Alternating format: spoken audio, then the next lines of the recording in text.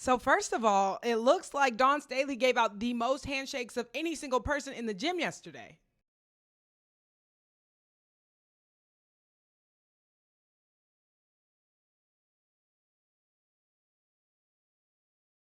Shout out to Aisha Travels and more for that footage. But let's talk about the one handshake that everybody's talking about, or the lack thereof. So, as Gino mentioned, there is a handshake in the rule book that has to happen between two coaches who are playing in the Final Four games and the national championship. I confirmed that with someone who is familiar with the rules, but more importantly is the context. So, this handshake is supposed to take place after the starting lineups and both coaches are announced and they meet at half court on the sideline right in front of the scores table and they shake hands. It is customary, so he's not wrong in that sense. But the context I was given is the South Carolina starters were announced. Dawn, like most coaches, as the other team is being announced, they get into their huddle, continue to talk about the game plan. Coach, you know?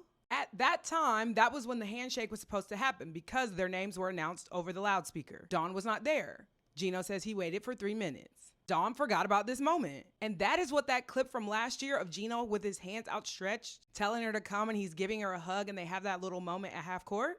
It's that moment.